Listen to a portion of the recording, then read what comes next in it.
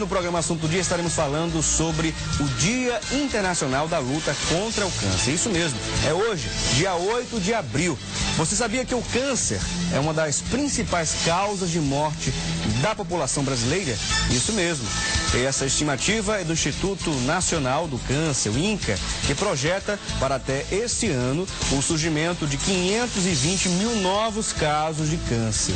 E este número faz parte da publicação estimativa 2012, a incidência de câncer no Brasil, que é realizada a cada 2 anos. E segundo a Organização Mundial da Saúde, a OMS, 27 milhões de novos casos de câncer são esperados no mundo para o ano de 2030. 17 milhões de mortes ocorrerão como consequência, segundo o estudo, desta doença. E 75 milhões de pessoas vivas vão estar convivendo com o câncer. Considerado uma doença dos países desenvolvidos, hoje o câncer afeta principalmente as populações dos países em desenvolvimento. Durante o programa de hoje, vamos conversar sobre essa realidade, mas antes, vamos acompanhar primeiro uma matéria com o repórter Emerson Pereira.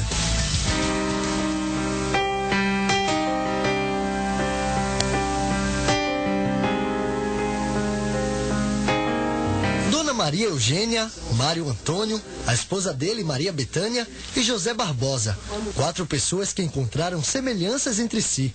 E hoje estão firmes numa luta contra um inimigo que às vezes se apresenta deixando grandes sequelas ou mesmo age de forma silenciosa e invisível. O câncer é ainda uma doença que desperta o medo em milhares de pessoas em todo o mundo. O motivo tem uma explicação. O câncer é responsável por cerca de 13% de todas as causas de óbitos no mundo. No Brasil, os tratamentos têm se modernizado, mas por aqui muitas pessoas morrem todos os anos vítimas da doença. A Organização Mundial da Saúde estimou que no ano de 2030 podem se esperar 27 milhões de casos incidentes de câncer, com 17 milhões de mortes e 75 milhões de pessoas vivas anualmente com câncer. O câncer da mama é o tipo que mais acomete as mulheres em todo o mundo. Nas regiões Sudeste e Nordeste, o câncer da próstata é o que mais atinge os homens. Em 2008, a aposentada Maria Eugênia recebeu o diagnóstico de câncer na mama direita. Para quem nunca tinha convivido tão próximo à doença, a notícia foi assustadora. É uma surpresa, porque o câncer não dói, ele é incolor, é indolor. E quando a gente recebe o diagnóstico, é um susto. É um susto, mas a gente não pode ficar apenas no susto, a gente tem que ir à luta. Então tem que correr contra o tempo, e foi isso que eu fiz. Após passar por várias cirurgias e muitas quimioterapias, a aposentada vem comemorando os avanços na luta contra o câncer. Como forma de agradecimento à vida, hoje ela trabalha como voluntária no mesmo hospital onde fez a primeira cirurgia. Eu recebi uma bênção tão grande, né, de estar aqui conversando com vocês e voltando à vida normal, trabalhando e tudo. Então, eu tinha a obrigação moral, era meu dever de ajudar as pessoas que passam por esse processo. E é no Hospital do Câncer de Pernambuco que a história de Maria Eugênia se confunde com a de muitas pessoas. Com o diagnóstico de câncer de boca, seu José Barbosa ouve atentamente as palavras de incentivo de quem sentiu na pele as sequelas do câncer e do preconceito social. Rapagão, bonitão, teve câncer, ela tem que se tratar e tem que enfrentar.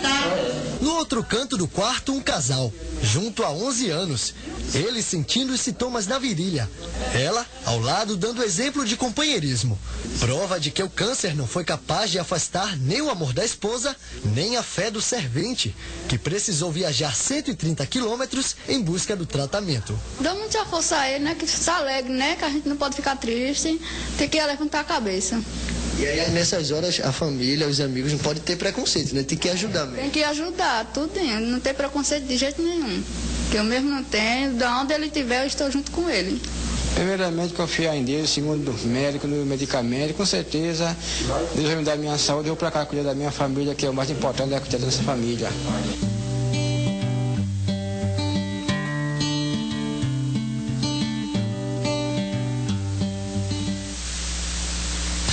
Muito bem, conferimos essa matéria que introduziu aqui o nosso programa e com o aumento realmente da expectativa de vida da população brasileira, aumentou também a ocorrência de alguns tipos de câncer, isso mesmo.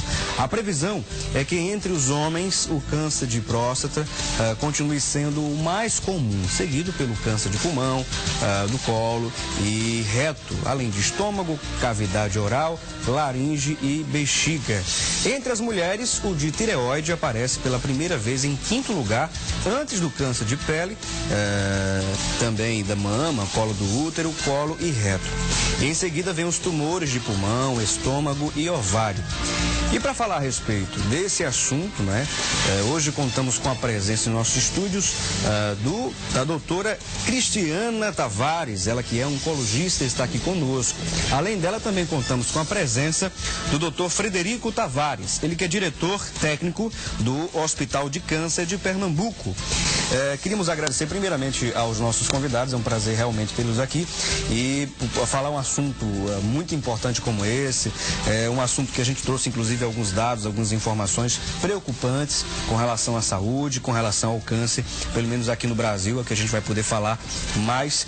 Eu queria agradecer aqui ao doutor Frederico Tavares e já perguntar ao senhor o que seria o câncer, para as pessoas entenderem melhor. Talvez as pessoas saibam um pouco, né, sobre o câncer, sabe que é uma doença muito complexa, muito difícil, inclusive, de ser trabalhada e chegar à cura, né?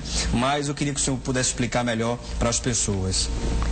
Bem, em primeiro lugar, quero dar bom dia a Cristiana, a você, Felipe, e a todos os espectadores, tanto os televisivos como os que estão nos vendo através da internet.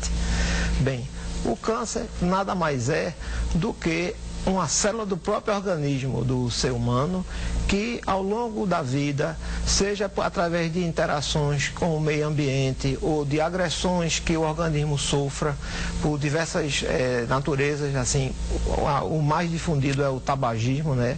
Mas existem outras condições também, e que aquelas células elas vão se modificar.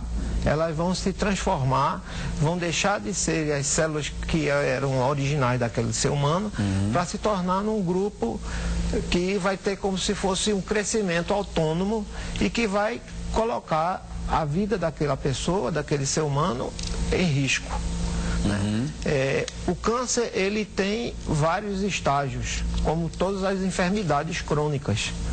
E quando ele é submetido a uma detecção precoce, o resultado, obviamente, é muito superior quando ele é descoberto numa fase que já está comprometendo todo o organismo daquele ser.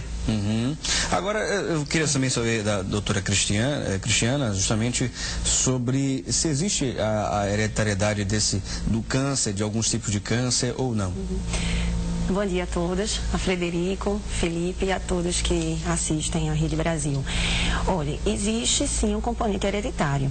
As pessoas até acreditam que todo tipo de câncer é hereditário, que se você tem câncer, então já ficam pensando, nossa, eu tenho um primo, eu tenho um tio, e aí já justificam, não, mas meu tio teve um câncer de pele, mas minha mãe teve um câncer de colo de útero, mas nem todo câncer é hereditário.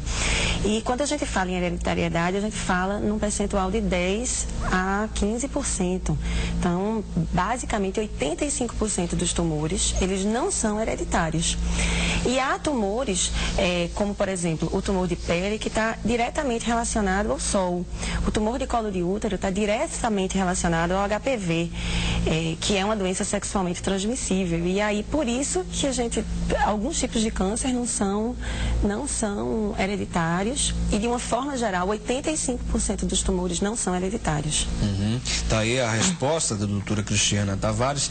A gente vai conferir também perguntas das pessoas nas ruas. Vamos conferir a primeira delas. Que frequência posso realizar o exame para me proteger do câncer?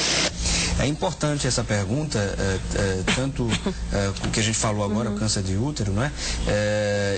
Com que frequência as mulheres, principalmente, devem ir ao médico? Olha, não existe assim um exame que você possa fazer para detectar o câncer de uma forma geral, entendeu? Existem determinados tipos de câncer que, pela sua frequência, pelo seu risco, você deve procurar fazer o exame preventivo ou para diagnóstico precoce. Então, no caso da mulher, os tumores que mais largamente eles têm que ser estudados e têm que ser prevenidos ou diagnosticados precocemente é o tumor de colo de útero e o tumor de mama.